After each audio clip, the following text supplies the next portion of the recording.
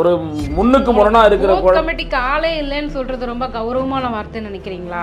இல்ல மேடம், அதுதான் சொல்றேன். ஒரு கொள்கை சித்தாந்தம் எதிரா இருக்கும் ஒன்னா சேர்றதை நீங்க நியாயப்படுத்துறவங்க. அதிகபட்சம் உங்ககிட்ட ஒரு 4000-5000 ஓட்டு தான் இருக்குது, நீங்க எல்லாம் பேசலாமா? இதெல்லாம் சரியான வார்த்தைகள் நினைக்கிறீங்களா? சரி, அப்ப மாணிக் தாக்கூர் பேசுனது கரெக்ட்னு சொல்ல வரீங்களா? நான் திமுக காரன், எனக்கு மாணிக் தாக்கூர் பேசுனது நான் எதிர்த்து தான் பேசணும்.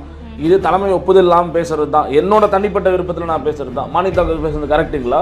நான் என்ன கேட்குறேன், திருச்சி வேலுசாமி பேசுறாரு, அந்த கட்சியில் என்ன பொறுப்பில் ஏதோ பொறுப்பில் இருக்காரா? அவர் யாரு, அவரோட பின்புலன், அதெல்லாம் பேசினா நாகரிகமாக இருக்காதுன்ட்டு நாங்கள் அமைதியாக இருக்கோம், தலைமைக்கு கட்டுப்பட்டு அமைதியாக இருக்கோம். அவ்வளோதானே தவிர இதில் முரண் இருக்குது, இதில் முரண் இல்லை, இதில் எவ்வளோ முரண் இருக்குன்றதை நீங்கள் இன்னும் அலசனா தெரிஞ்சிடும்.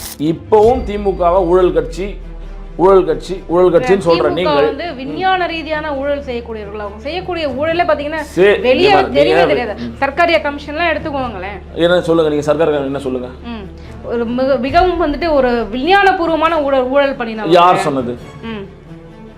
இப்படிப்பட்ட பிம்பங்களையும் இப்படிப்பட்ட எதுல இருக்கு சர்க்காரிய கமிஷன் எங்க இருக்கு? நீங்க எடுத்து காட்டுங்க, நான் உட்கார்றேன், எவ்வளவு நேரம் வேணாலும் எடுத்து காட்டுங்க. இப்படிப்பட்ட பிம்பங்களையும் ஊடக பிம்பங்களை கட்டமைச்சு தான் திமுக வீழ்த்த முடியுமே தவிர ஒருபோதும் களத்துல திமுக வீழ்த்த முடியாது. காரணம் சர்க்காரிய கமிஷன் 4000 கோடிக்கு வந்துட்டு வெள்ளை அறிக்கை கேட்டாங்க. எப்ப தர போறீங்க அந்த வெள்ளை அறிக்கை? எந்த வெள்ளை அறிக்கை? எந்த 4000 கோடி? என்ன 4000 கோடின்னு கேட்காதீங்க. நீங்க தான் சொல்லுங்க, 4000 கோடின்னு 19 நீங்க பேசுறது திமுக ஒருபோதும் அவதூறுகளாக வீழ்த்த முடியாது. களத்துல வந்து பாப்போம், உன்னோட படத்தை நிறுத்தி வைக்கிறான் சென்ட்ரல் கவர்மெண்ட். இது வரைக்கும் அந்த கட்சியிலேருந்து எவனா ஒருத்தன் வாய் கிழியே பேசுகிற ஆதவா இருக்கட்டும், சிடிஆர் நிர்மலா இருக்கட்டும், எவனா ஒருத்தன் மோடியை பற்றியோ இல்லை இந்த அமித்ஷாவை பற்றியோ இந்த சென்ட்ரல் கவர்மெண்ட் தாண்டா பண்ணிடுச்சுன்னு சொல்கிறீங்களா? அதுக்கு துப்பு இருக்கா? தொடர் நடிங்க நிற்கிறீங்கல்ல. நீங்கள் வந்து இன்னொருத்தனை பார்த்து நீ ஏளனம் பேசுறது வந்து நீ உன்னை திருத்திக்கணும். ஃபர்ஸ்ட் நீ சுய பரிசோதனை செஞ்சுக்கணும். உன்னை எதிர்க்கிறவனே நீ எதிர்க்கிறதுக்கு துப்பு இல்லாமல் நிற்கிற. நேர்களுக்கு வணக்கம். இன்றைய நேர்காணலில் நம்மோடு இணைந்திருக்கிறார் திமுகவினுடைய மாணவர் அணி நிர்வாகி திரு தினேஷ் வேலன் அவர்கள். வாருங்கள் பேசுவோம். வணக்கம் சார். வணக்கம். வணக்கம். திமுக கூட்டணி வந்துட்டு ரொம்ப ஸ்ட்ராங்காக இருக்குது அப்படின்னு சொல்லிட்டு பயங்கரமான ஒரு உறுதியோட நம்பிக்கையோட கான்ஃபிடென்ட்டோடு இருக்கீங்க. சமயத்தில் பாருங்கள், மதுரையில் வந்துட்டு ஒரு மாவட்ட செயலாளர் பேசிய பேச்சு வந்து ஒரு பெரிய சலசலப்பை ஏற்படுத்தியிருக்குது. பூத் கமிட்டிக்கு கூட ஆள் இல்லை காங்கிரஸ் கிட்ட, அவங்கெல்லாம் வந்து இந்த மாதிரி பேசலாமா அப்படின்ற பேச்சு சரி நினைக்கிறீங்களா? மறுபடியும் சலசலப்பு ஆரம்பிச்சிருச்சா? இது சலசலப்புன்னு நாங்கள் எடுத்துக்க வேணாம், நீங்கள் சலசலப்புன்னு எடுத்துக்காதீங்க. காரணம், இது ஃபஸ்ட்டு கொள்கை கூட்டணி. திமுக என்ன கொள்கையில் இருக்கோ அதே கொள்கையில் தான் காங்கிரஸும் இருக்குது. காங்கிரஸ் என்ன கொள்கையில் இருக்கோ அதே கொள்கையில் தான் விசிகாவும் இருக்குது. விசிகா என்ன கொள்கையில் இருக்கோ அதே கொள்கையில் தான் சிபிஎம் சிபிஐயும் இருக்குது. இதர கட்சிகளும் ஒரு நிட்ட கொள்கையில் இருக்கும். ஒரு வாதத்துக்கு வச்சுப்போம், அதிமுக கூட்டணி இருக்குது, பெரியாரை அன்புமணி ஏற்றுக்கிறார், பெரியாரை எடப்பாடி ஏற்றுக்கிறார், பெரியாரை இதர கட்சிகள் இப்போ ஒரு வேளை மற்ற கட்சிகள் இருக்காங்க அவங்க ஏற்றுக்கிறாங்க. பாஜக பெரியாரை ஏற்றுக்குமா? ஆர்எஸ்எஸ்னுடைய பிறப்பிடம் அதோட வளர்ப்பு தான் பாஜக. ஆர்எஸ்எஸ்ஸை ஏடிஎம்கே ஏற்றுக்குதா? ஆர்எஸ்எஸ்ஸை பிஎம்கே ஏற்றுக்குதா? இதர அதிமுக இருக்க கட்சிகள் ஆர்எஸ்எஸ்ஸை ஏற்றுக்குமா? ஆர்எஸ்எஸ் தான் ஏற்றுக்குமா? இந்த தேர்தல் சலசலப்பு இதெல்லாம் வந்து கூட்டணி பேச்சுவார்த்தை, இதெல்லாம் தலைமை முடிவெடுக்கும். உன்னோட சித்தாந்தத்திலே முரண் இருக்கு உன் கூட்டணியில். திமுக சித்தாந்தம் ஒரு நேராக இருக்கும், இங்கே அப்படி இல்லையே. இங்கே உங்க கூட்டணிக்கு எடப்பாடியே இதுக்கு முன்னாடி அன்புமணி என்ன பேசினார்? டயர் நக்கின்னு சொன்னாரா? ஒரு கவுன்சிலர் கூட ஜெயிக்கிறதுக்கு தகுதியற்றவர் எடப்பாடின்னு சொன்னாரா? இதே டிடிவி தினகரன் எடப்பாடி என்ன சொன்னார்? அவருக்கு இந்த கூட்டணியில் நான் சேரனா தூக்குல தொங்கிடுவேன்னு சொன்னாரா? அந்த மாதிரியான குழப்பங்கள் திமுக ஏதேனும் ஒன்று இருக்கா? சீட்டுக்காக பேசுறாங்க, அது சின்ன சலசலப்புகள் இருக்கு, அது இல்லை தலைமை சரி செய்யும். இந்த மாதிரியா வந்து டயர் நக்கின்னு சொல்றதும் தூக்குல தொங்குவேன்னு சொல்றதும் அந்த மாதிரியான கடுமையான சொற்களோ இல்லை ஒரு முன்னுக்கு முரணா இருக்கிற கமிட்டிக்கு ஆளே இல்லைன்னு சொல்றது ரொம்ப கௌரவமான வார்த்தை நினைக்கிறீங்களா? இல்ல மேடம், அதுதான் சொல்றேன். ஒரு கொள்கை சித்தாந்தம் எதிரா இருக்கும் ஒன்னா சேர்றதை நீங்க நியாயப்படுத்துறவங்க. அதிகபட்சம் உங்ககிட்ட ஒரு 4000-5000 ஓட்டு தான் இருக்குது, நீங்க எல்லாம் பேசலாமா? இதெல்லாம் சரியான வார்த்தைகள் நினைக்கிறீங்களா? சரி, அப்ப மாணிக் தாக்கூர் பேசுனது கரெக்ட்னு சொல்ல வரீங்களா? நான் திமுக காரன், எனக்கு மாணிக் தாக்கூர் பேசுனது நான் எதிர்த்து தான் பேசணும். இது தலைமை ஒப்புதல் இல்லாமல் பேசுறது தான், என்னோட தனிப்பட்ட விருப்பத்தில் நான் பேசுறது தான். மாணிக் தாக்கூர் பேசுறது கரெக்டுங்களா? கரெக்டுங்களா? உங்களே கேட்குறேன், கரெக்டுங்களா? நாங்கள் எங்கே இருக்கோம் அவங்க எங்கே இருக்காங்கன்றது அவங்களுக்கும் தெரியும். திமுக காரனுடைய வெளிப்பாடு தான் அண்ணன் தளபதி சொன்னது. அதை நாங்கள் ஏற்றுக்கிறோம். சரிங்களா? அதை நாங்கள் இல்லைன்னு மறுக்கலை. அந்த கலைஞரும் அவங்களுக்கும் தெரியும். இதெல்லாம் சரி செய்யக்கூடிய விஷயங்கள். அவங்களுடைய கொள்கை, காங்கிரஸுடைய கொள்கையும் கிட்டத்தட்ட ஒன்று தான், திமுகவோட கொள்கையும் ஒன்றும் இல்லைங்க. பெரியாரை ஏற்றுக்கிறாங்களா? இங்கே இருக்க கூட்டணி எல்லாரும் ஏற்றுக்கிறாங்க. அண்ணாவை ஏற்றுக்கிறாங்க, கலைஞரை ஏற்றுக்கிறாங்க. இங்கே அப்படி இருக்கா? ஒரு மாதத்துக்கு முன்னாடி, ஒரு 15 நாள் முன்னாடி எடப்பாடியை டிடிவி என்ன சொன்னார்? அந்த கூட்டணியில் பொறுத்தா தூக்குல தொங்கிடுன்னு சொன்னாரா இல்லையா? அந்த கூட்டணி எந்த முரணும் இல்லை. ஆனால் திமுகவில் அது இது இயல்பு. ஒரு எலெக்ஷன் முன்னாடி எவனாவது ஒருத்தன் பேசுவான். மாணிக் தாக்கூர் மாதிரியான ஆடுகள் அங்கே இங்கே பேசுறது இயல்பு. நான் என்ன கேட்குறேன், திருச்சி வேலுசாமி பேசுகிறாரு, அந்த கட்சியில் என்ன பொறுப்பில் இருக்கு? ஏதோ பொறுப்பில் இருக்காரா? அவர் யார்? அவரோட பின்புலம் அதெல்லாம் பேசினா நாகரிகமாக இருக்காதுன்ட்டு நாங்கள் அமைதியாக இருக்கோம். தலைமைக்கு கட்டுப்பட்டு அமைதியாக இருக்கோம். அவ்வளோதானே தவிர இதில் முரண் இருக்குது, இதில் முரண் இல்லை, இதில் எவ்வளோ முரண் இருக்குன்றதை நீங்கள் இன்னும் அலசனா தெரிஞ்சிடும். காங்கிரஸுக்கு இன்னொரு ஆப்ஷன் இருக்கு. ஒருவேளை வந்து திமுக கூட்டணி கசந்துருச்சு அப்படின்னா நம்ம தாவேகா பக்கம் போயிடலாம் அப்படின்னு ஒரு ஆப்ஷன் வச்சுருக்காங்கன்னு நினைக்கிறீங்களா? இது அவங்க கட்சியினுடைய முடிவு, அது காங்கிரஸினுடைய முடிவு. திமுக இப்போ அவங்க ஒரு இந்தியா தேசிய கட்சியாக இருக்கிறது காங்கிரஸ் அப்படின்னும் போது, ஒருவேளை தேசிய கட்சியாக இருக்கக்கூடிய காங்கிரஸ் வந்துட்டு கூட்டணி வந்து விலகிட்டா திமுகவுடைய பலம் குறையும்னு நினைக்கிறீங்களா? ஒருபோதும் திமுக பலம் குறையாது. அண்ணன் ஆராசா சொன்னது போல தான். ராஜாஜியை பார்த்துட்டோம், வைகோவை பார்த்தோம் பிரிஞ்சு போனப்போ, அதுக்கப்புறம் எவ்வளோ தடாவை பார்த்தோம், புடாவை பார்த்தோம், எல்லாத்தையும் பார்த்த இயக்கம் திமுக. ஒருவேளை அப்படியாப்பட்ட சுச்சுவேஷன் வந்தாலும் அதை ஃபேஸ் பண்ணுறதுக்கு எங்களுக்கான தெம்பு இருக்குன்றத ராசா ஒரு கூட்டத்தில் கூட ஒரு இன்டர்வியூவில் சொல்லியிருப்பார். அதுதான் எங்களோட நிலைப்பாடம்.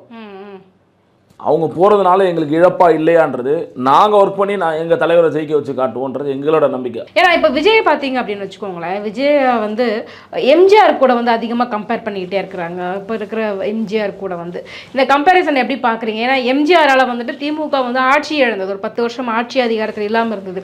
திரும்பவும் வந்துட்டு விஜய் அவர்கள் வந்து அடுத்த எம்ஜிஆர் வந்துட்டாரு அப்படின்னா திமுக இனிமேல் இருக்கவே இருக்காது அப்படின்லாம் சொல்லிக்கிட்டு இருக்காங்க. இந்த கம்பேரிசன் எப்படி பார்க்குறீங்க? விஜய் வர்சஸ் எம்ஜிஆர் இந்த கம்பேரிசன். சரி, விஜயோட 10 படம் ஃபஸ்ட்டு 10 படம் எடுத்துக்கோங்க. அதை யார் டைரக்ட் பண்ணது? யார் கோ டைரக்டர்? யார் அவர் அறிமுகப்படுத்தினது? அவங்க அப்பா. எம்ஜிஆருக்கு அப்படி ஒரு பின்புலம் இருந்துச்சா? எம்ஜிஆர் ஃபஸ்ட்டு அரசியல்வாதி, அதுக்கப்புறம் தான் அவர் நடிகர். ஃபஸ்ட்டு அந்த அரசியல்ன்ற இருந்துட்டதுக்கு அப்புறம் தான் அவர் நடிக்கிறத நாங்கள் திமுகவில் இருந்தாருங்க. திமுக அவரை பயன்படுத்திக்கிச்சு, யாரும் இல்லைன்னு மறுக்கலை.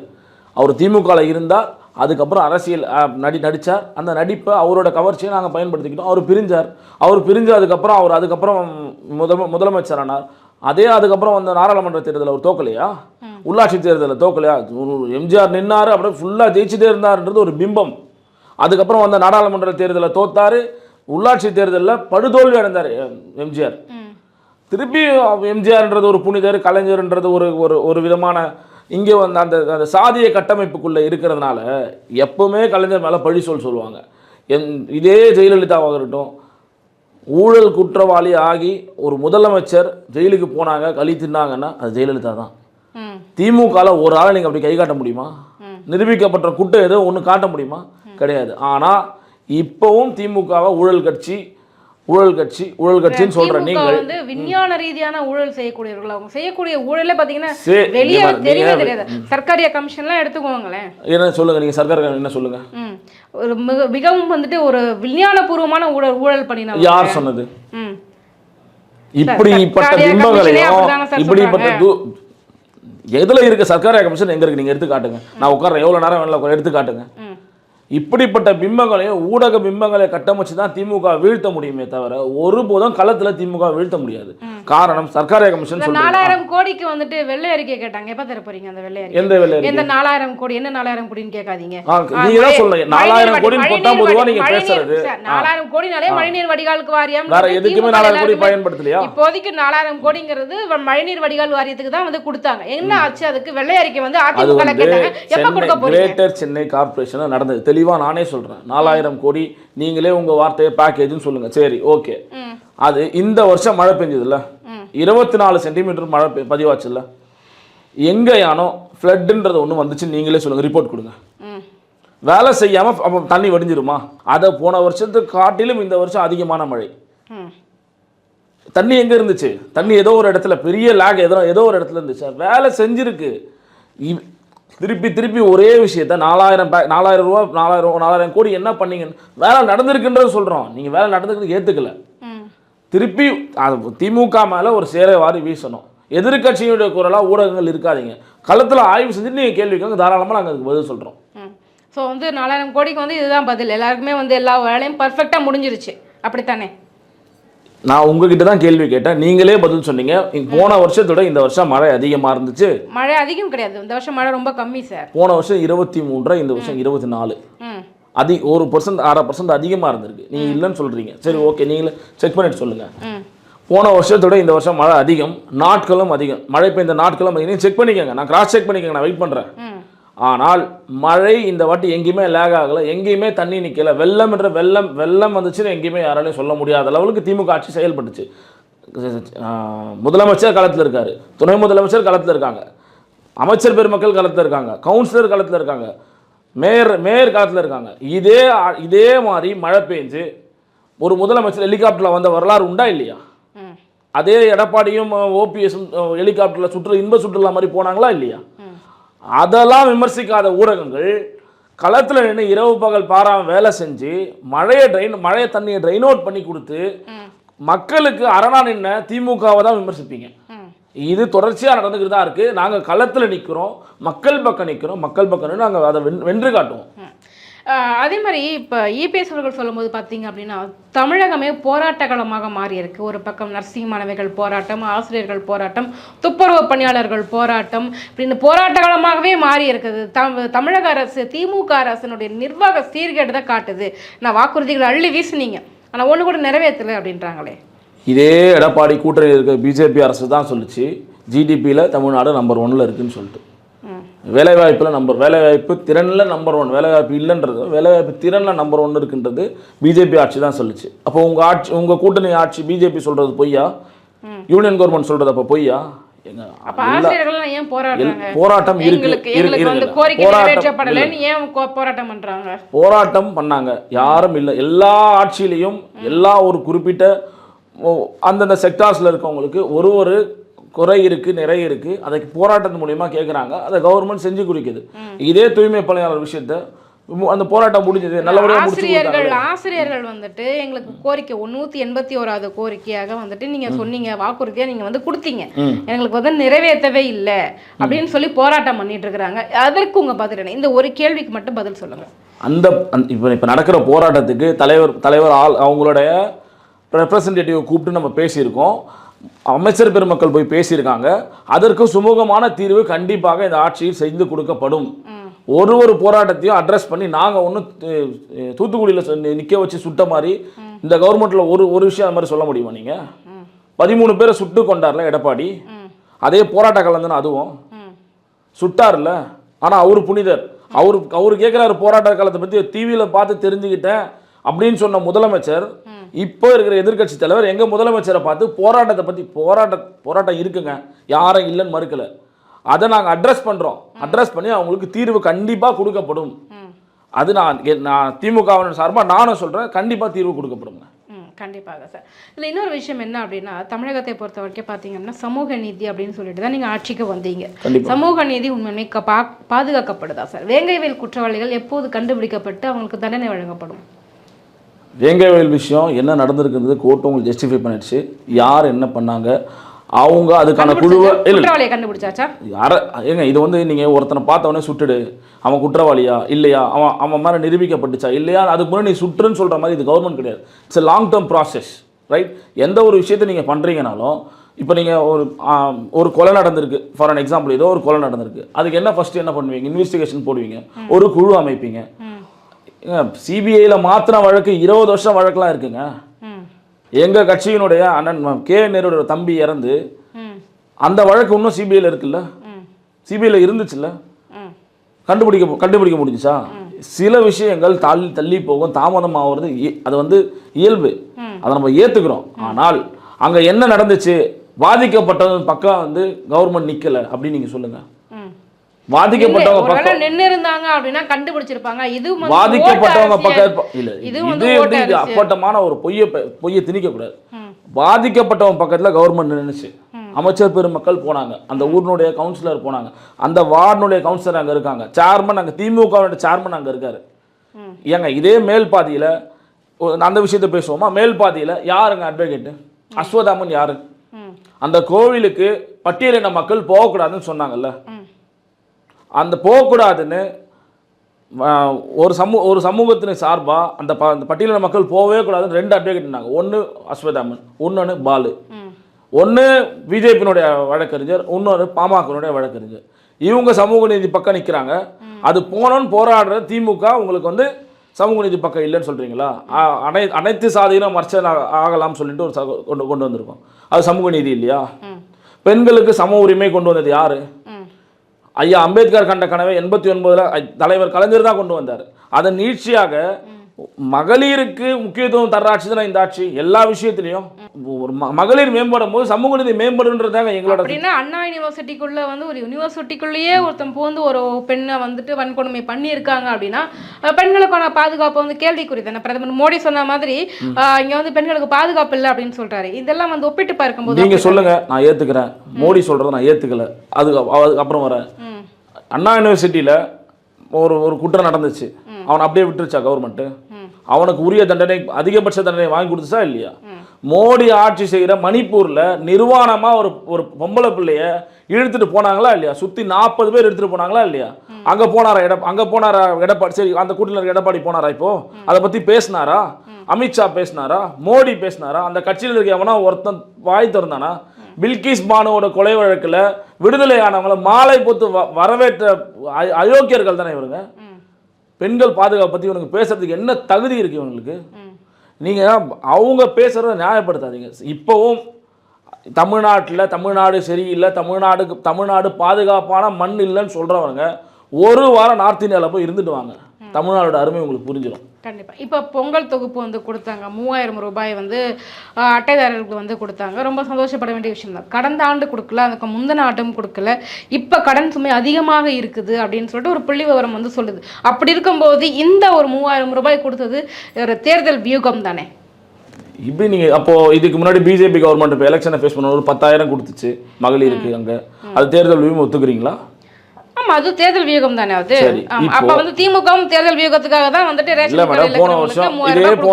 போன வருஷம் இதே தொகுப்பு கொடுக்கும் போது தொகுப்புல நிறைய குறை இருந்துச்சுன்னு சொன்னீங்க. அந்த தொகுப்பை சரி பண்ணி 3000 கொடுத்துரு, மக்கள் விரும்புறாங்க. கடைசி ஒரு லாஸ்ட் இயர் கொடுத்தீங்களா நீங்க? லாஸ்ட் இயர் 3000 ரூபாய் தரல. மாசம் 1000 ரூபாய் போறது போயிட்டு தானே இருக்கு. அதுக்கு முந்தின வருஷம் போறதும் போயிட்டு தான் இருக்கு. எல்லா பெண்களுக்கும் சொல்லிட்டு தகுதி வாய்ந்த பெண்களுக்குன்னு மாத்தி பேசுனது யாரு? திமுக. என்ன புரியல? 1000 ரூபாய் வந்து எல்லா பெண்களுக்கும் வழங்கப்படும்னு சொல்லிட்டு தகுதி வாய்ந்த பெண்களுக்கு மட்டும்தான் 1000 ரூபாய்னு உள்ள நடுவில் மாத்தினது யாரு? திமுக தானே.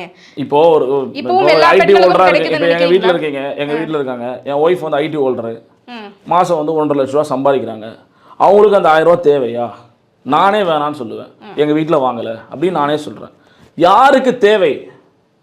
அவங்களுக்கு கொடுக்கறதுல என்ன பிரச்சனை? இதை யார் பிரச்சனை பண்றது? இது யார் பிரச்சனை? ஆர்எஸ்எஸ் கும்பல் ஒரு இந்த 3% இருக்க கும்பல் பிரச்சனை பண்றது. அந்த 3% என்ன பண்றான்? நான் அவனுக்கு அதிகபட்சமா ஐடி பே பண்றவனா, கீழ்த்தட்ட மக்களை தாண்டி அவன் ஐடி பே பண்றவன் அதிகமா இருக்கான். அவனுக்கு போய் சேரல. அவனுடைய விஷம பிரச்சாரத்துக்கு எல்லாரும் ஈல்ட் ஆயிடாதீங்க. இது அவனுக்கு தேவைப்படுறவனுக்கு போய் கேளுங்க. எவ்வளவு பேருக்கு அது யூஸ்ஃபுல்லா இருக்கு? அந்த மகளிர் பேருந்து எவ்வளவு பேருக்கு யூஸ்ஃபுல்லா இருக்கு? அந்த 1000 ரூபாய்ன்றது சில பேர் கொச்சைப்படுத்தி பேசுறீங்க. அது அந்த தேவை புரிஞ்சவர்களுக்கு தான் தெரியும் அது எவ்வளவு உதவிகரமா இருக்கு. கொச்சைப்படுத்தி பேசுனது யாரு சார்? கொச்சைப்படுத்தி பேசுனது சொல்லுங்க பாப்போம். அவரு இப்போ ஓசி பஸ்ன்னு சொன்னது யாரு? 1000 ரூபாய் கிடைச்சிருச்சு, எல்லாம் ஜாலியாக சினிமாக்கெல்லாம் போகலாம் அப்படின்னு சொன்னது யாரு? இதே மாதிரி உட்காந்து அண்ணன் பொன்முடி பேசிக்கிட்டு இருக்காங்க. மகளிர் பேருந்து என்ன, அங்க ஆப்போசிட்ல இருந்து இந்த குரலை யாருமே இது வரைக்கும் மீடியால காட்டல. அவங்க தான் ஓசின்ற வார்த்தையே சொன்னாங்க. நீங்க வேணா திருப்பி கூட அதை போட்டு கூட பாருங்க. அதுக்கப்புறம் இவர் சொன்னாரு, வாய்மொழியா பேசுறது சொன்னாருங்க. அதுக்கப்புறம் அது திமுக என்ன கேவலமா பேசுறாங்கன்னு சொன்னீங்க இல்லையா? அப்ப கேவலமா திமுக அமைச்சர்களே மடை மாத்த கூடாது, இது மடை மாத்த கூடாது. நான் தெளிவா சொன்னேன்.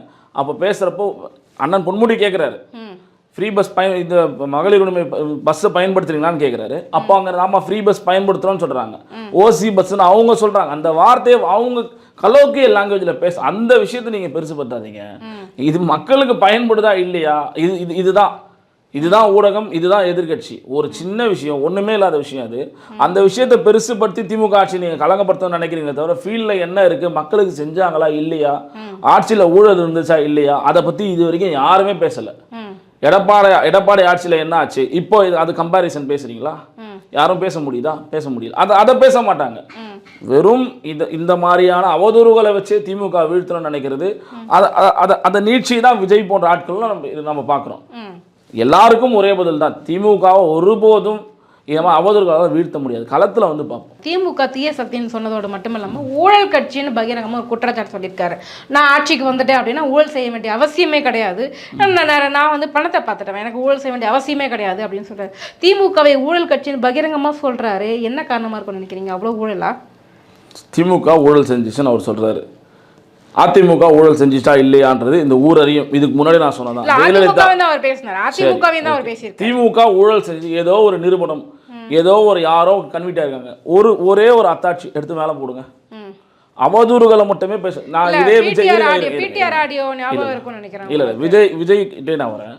இதே விஜய் அவர் துறையில டிக்கெட் விற்கிறாங்கல்ல, 150 ரூபா டிக்கெட் 1000, 2000, 3000 விற்கிறாங்க. அது ஊழலா இல்லையா? அது முறைகேடா இல்லையா? இது வரைக்கும் அதை பற்றி ஒரு ட்விட்டு, இது வரைக்கும் அதை பற்றி பேசி அது தப்புங்க, அதை செய்யாதீங்க, அதை விற்கிறது யாரு? அவன் கட்சியினுடைய இப்போ மாவட்ட செயலாளர் இருக்கவன் தான் விற்றான், அவன் கட்சியில் பகுதி செயலாளர் தானே விற்றான், அவன் தானே விற்றுருக்கான், அவனோட நிர்வாகி தானே விற்றான். இது வரைக்கும் தட்டி கேட்டிருக்காரா? இதே விஜய் ரோல்ஸ் ராய்ஸ் கார் வாங்கணும்னு சொல்லிட்டு முறைகேடு நடந்துச்சா இல்லையா? புலி படத்துக்கு முறைகேடு நடந்துச்சா இல்லையா? 1.5 கோடி ரூபா கட்டலன்னு இது வரைக்கும் கேஸ் இருக்கு. நான் அதை கட்ட மாட்டேன், நீ தான் புனிதராச்சே, நீ இது ஒரு லிமிட் பண்ணிட்டேன்னு சொல்லிட்டு 1.5 கோடி ரூபா கட்ட சொல்ல கட்டிட்டு போ. ஏன் கோர்ட்டில் கேஸ் போட்டு வச்சிருக்க? நீ அப்பழுக்கற்ற வந்தானே, பெரிய புனிதர் தானே, உங்ககிட்ட எந்த சுகபோகம் அனுபவிக்கல தானே, கட்டிட்டு போக வேண்டியது தானே. திமுகவை எதிர்க்கணும். திமுகவை எதிர்த்தவனோட சமாதியெல்லாம் லைனாக இருக்கு. அந்த லைனில் நீயும் வந்துடாத, அவ்வளோதான். உன்னோட கொள்கை எதிரி பாஜகவை அடிக்கிறது உனக்கு ஒரு வாய்ப்பு கிடைச்சதுல்ல. 2024 எலெக்ஷனில் நின்று இருக்கலாம். அதுக்கு முன்னாடி கட்சி ஆரம்பிச்சல, வாய் கிழிய பேசுறல, அப்போ நின்று இருக்கலாம்ல. நீ டெஸ்டட் ஆகிருப்ப. நீ வந்து அந்த நேரத்தில் உன் ஓட்டு என்னன்னு தெரிஞ்சிருக்கோம். நீ கல்யாணத்தில் பேசுறது நான் கூட கேட்டிருப்பேன். ஆமாப்பா அவர் வந்து 10% வச்சிருக்காரு, இல்லை 8% வச்சிருக்காரு, இவரோட ஓட்டு சதவீதம் இவ்வளோ இருக்குது, நான் பேசுறதுக்கு ஒரு வாய்ப்பு இருக்கும்.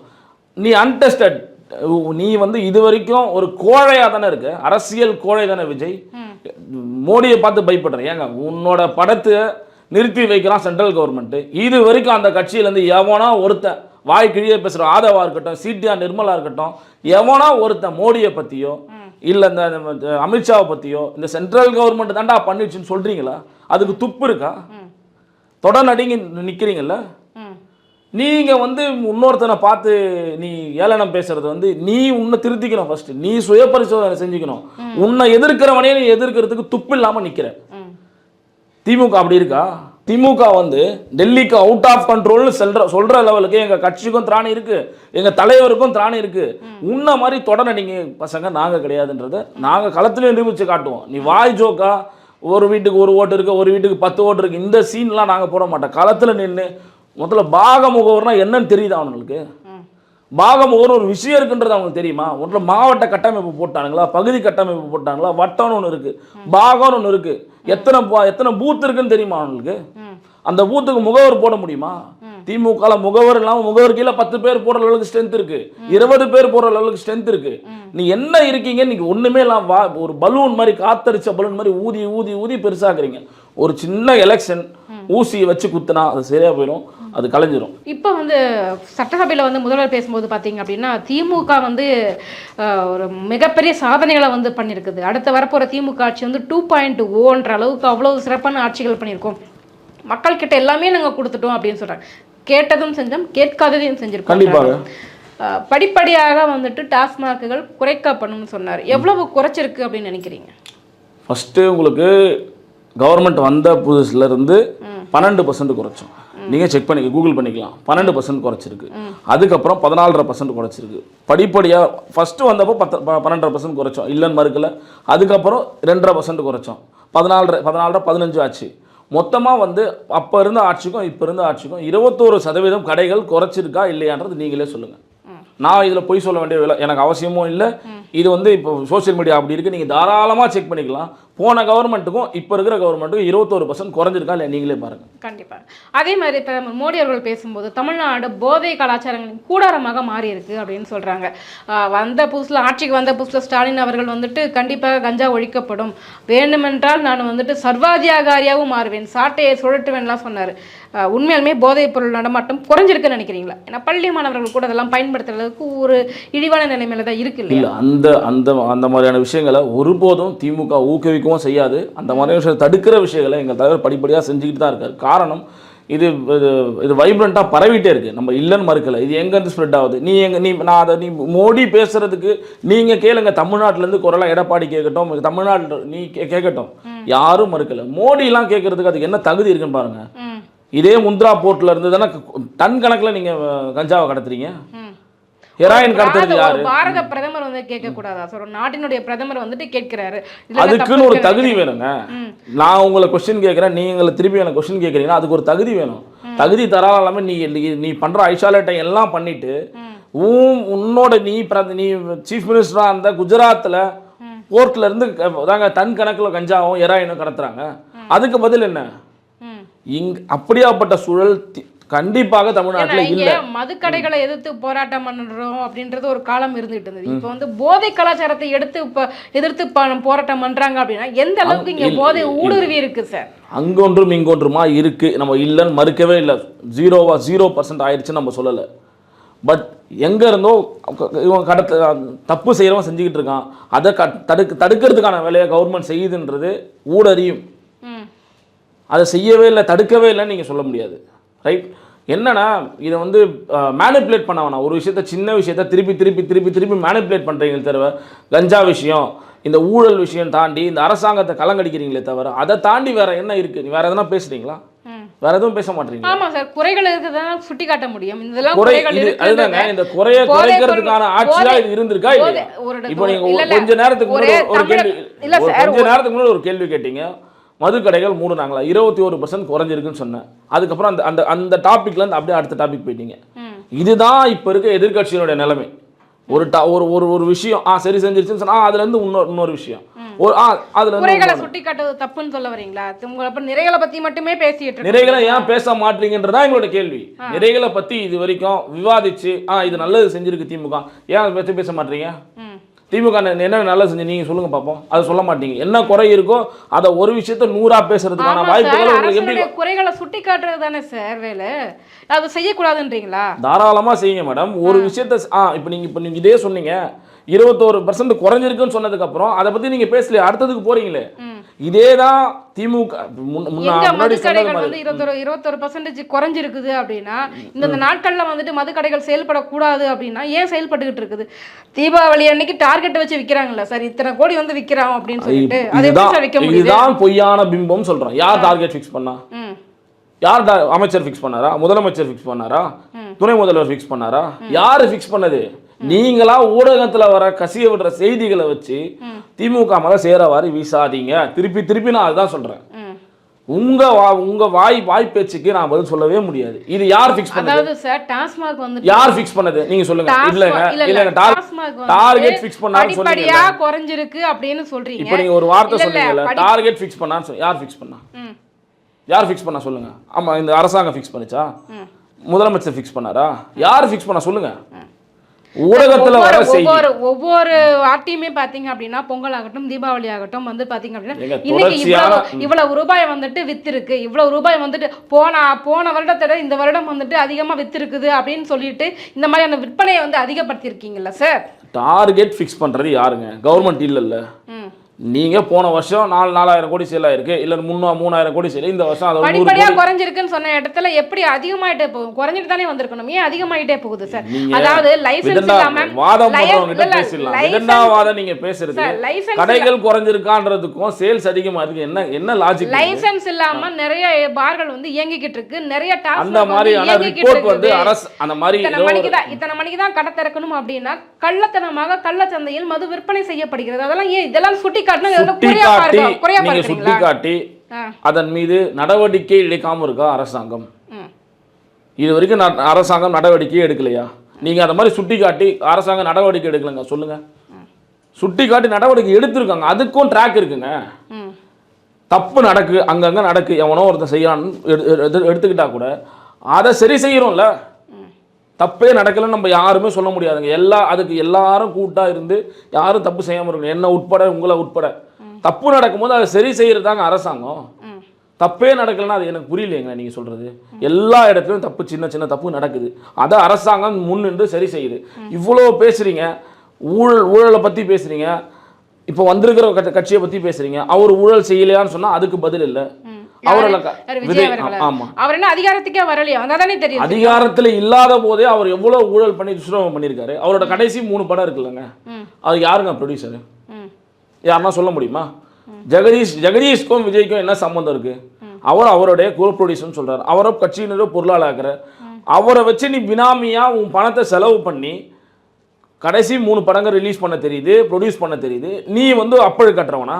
அவரை பற்றி நீ இது வரைக்கும் நீங்கள் ஒரு வார்த்தை, அவரை ஒரு மனித புனிதர்மானையும் 41 பேரை கொன்று அவங்கள போய் நேரில் பார்க்க துப்பு கட்டவர்.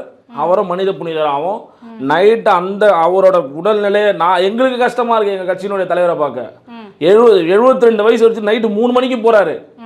அவரை நீங்கள் எப்படி காட்டுறீங்க, ஃப்ரேம் பண்ணுறீங்க? 41 பேரை கொண்டுட்டு இங்கே ரெசார்ட்டில் அவங்கள கூப்பிட்டு ஆறுதல் சொன்னவன மனித புனிதராக காட்டுறது தான் இந்த சமூகமாக இருக்குது. இதுக்கு பெரிய வித்தியாசம்லாம் இல்லை. திமுகவை எப்பொழுதும் எதிர்க்கிறதுக்கு தான் கட்சி இருக்கே தவிர அதை ஆராதிக்கிறதுக்கு கட்சி கிடையாது. எங்கள் கட்சியை பாதுகாக்க நாங்கள் இருக்கோம், நாங்கள் பார்த்துப்போம். இதே இப்போ சொல்லிட்டு போகிறேன், 2026 இந்த கவர்மெண்ட் முடிஞ்சு இன்னும் 3 மாதம் கழிச்சு என்னை கூப்பிடுங்க. எங்கள் தலைவர் முதலமைச்சராக வந்ததுக்கப்புறம் நான் இன்டர்வியூ கொடுப்பேன். கண்டிப்பாக. எங்கள் கேள்விகளுக்கு ரொம்ப சிறப்பான பதில் சொன்னீங்க சார். ரொம்ப நன்றி. நன்றி.